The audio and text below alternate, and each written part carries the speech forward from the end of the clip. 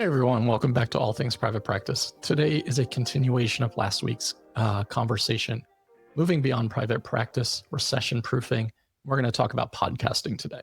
So as we're sitting here, I don't know what episode this is of All Things Private Practice. It's like 225, and I know we have like another 25 episodes in queue, so we're at like 250, all said and done. I didn't expect this to happen. I had started the Facebook group, All Things Private Practice, back in, I think it was September or October of 2020.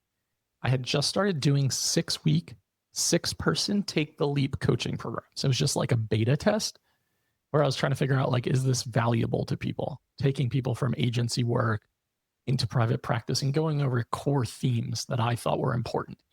It was kind of a perfect storm and perfect timing, because my idea came like 6 months after COVID started, and a lot of you wanted to get the hell out of your agency jobs to work for yourself where you could control the environment.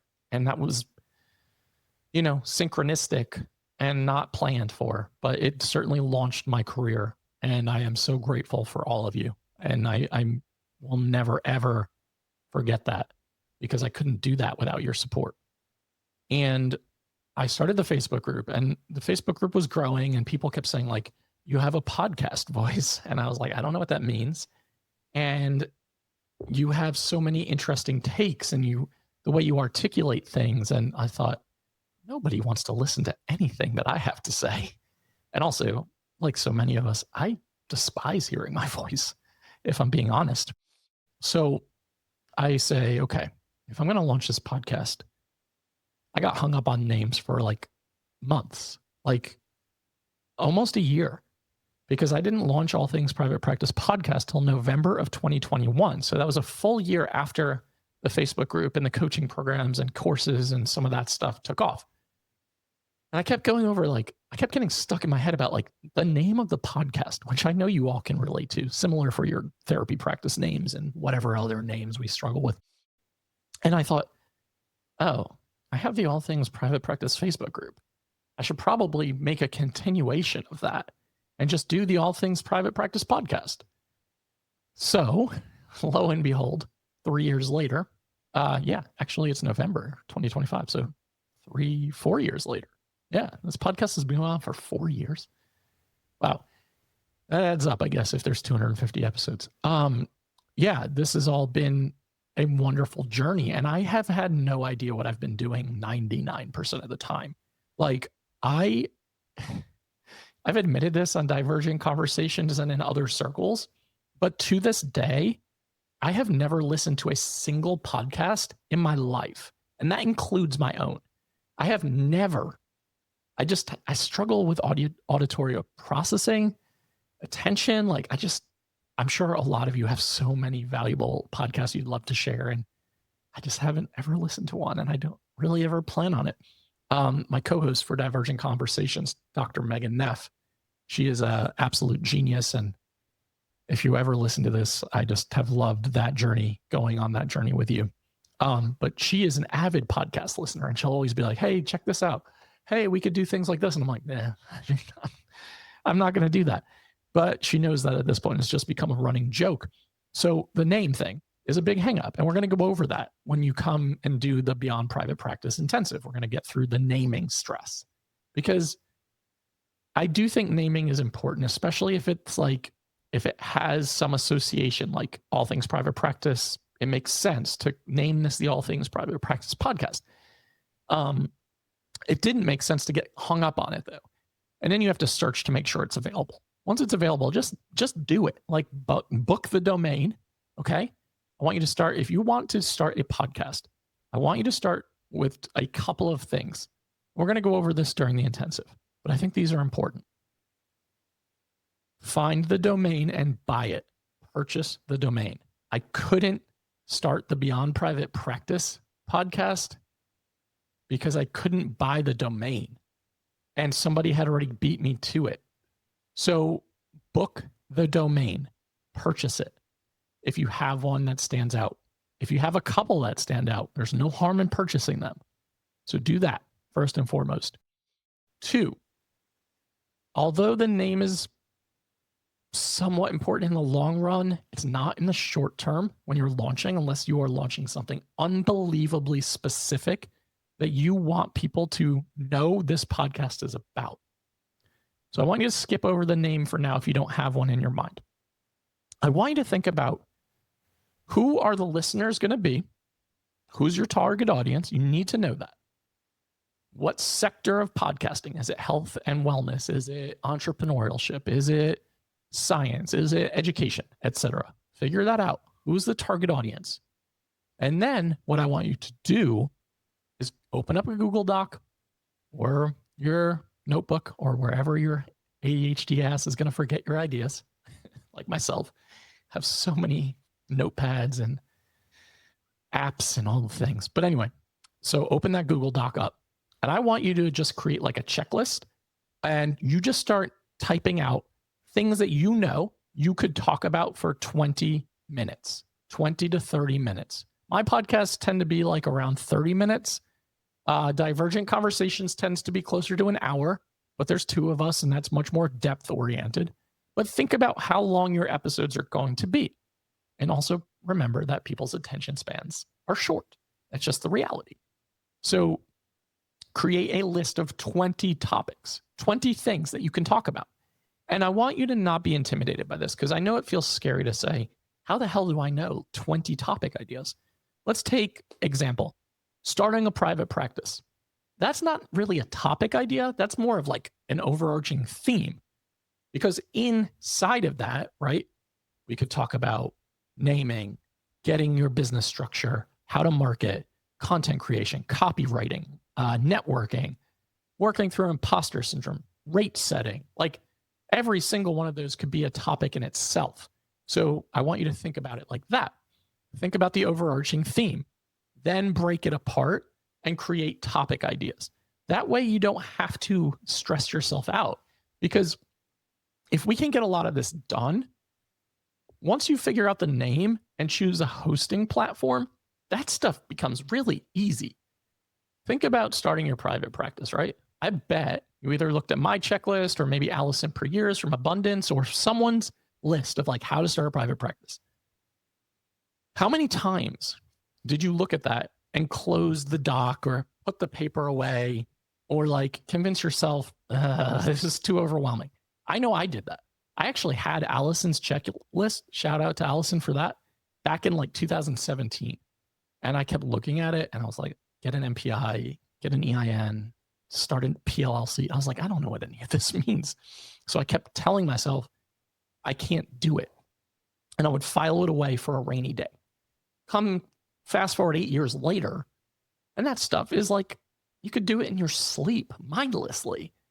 And I think that's the same with starting a podcast. Is like, once you get the logistics down, the stuff that feels like really scary, in reality, it's not that overwhelming. The stuff that's overwhelming is like making sure that you create enough content to post consistently. We're going to talk about this in the intensive that I'm hosting. That's one thing I see people fail at. They have this wonderful idea, podcasting, coaching program, retreat, whatever, doesn't matter. But there's no consistency.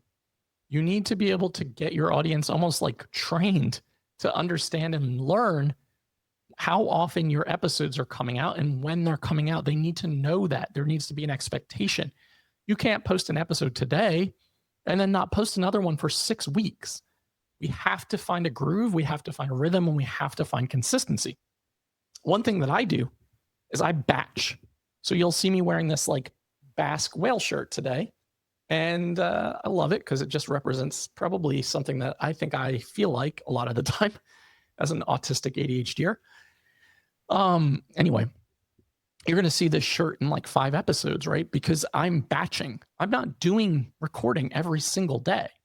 I set aside certain amounts of my time and my schedule to record episodes, and I batch them because I don't always have energy. So I have to record when I have it, knowing that as a neurodivergent human who is often in autistic burnout, that my energy spikes and it crashes. And there comes bursts when the ADHD is like, hello, I'm back. And all of a sudden I'm like, oh, I got to get some recording done. So I want you to think about what works best for your energetic cycle. And podcasting is a low risk, high reward situation, because as we're talking about this intensive, this recession proofing intensive, if you followed the last couple episodes, knowing my thoughts on the upcoming future of the economy and private practice landscape, you can maintain your clinical caseload. And you can podcast at night. You can podcast in the morning. You can podcast in between clients. You can do it on the weekends. You get to decide when you want to record. And you're going to find a new energy in this new creative project. So I want you to think about, again, who is my target audience? Who is this podcast for? What like spectrum of the internet? What is the category? Then let's create the episode ideas. Let's get really granular. Let's like throw everything and anything on that doc. There's no wrong answers. Then we will start recording. Start getting on camera. Start getting comfortable. Because I believe in imperfect action, building the plane as you fly it. I would rather have you start recording episodes on Zoom, on Riverside, something like that. Pretty commonly used, easy to use. Riverside, if those of you are less tech savvy, Riverside you can record on. It will chop up your recording into social media clips. So you kill two birds with one stone. I still record on Zoom. I probably should switch to Riverside, but like creature of habit, you know? So it just is what it is. But I would just start recording episodes and download them into folders. I have a Google Drive with both of our podcasts, All Things Private Practice, Divergent Conversations. Episode folder, the video, the audio, everything goes into that folder. Bios, headshots, offers, links, etc. The person who edits my podcasts goes in. She gets the files, she edits them, she replaces them, and it's really easy. Now, there is resource that is involved. If you don't know how to edit audio or video, you're going to have to pay someone to do that. You can find people who are pretty affordable. I mean, I'm lucky enough that my previous VA just happens to specialize in audio and video editing, but you can go on Fiverr. You can certainly learn it yourself if you have the time and energy. I certainly do not. You can ask around. There are services that do this, but don't let that hold you up. I would rather have you focus on episode ideas, record some episodes, get comfortable being on camera, comfortable speaking, comfortable with how your voice sounds. I don't know if I ever will be.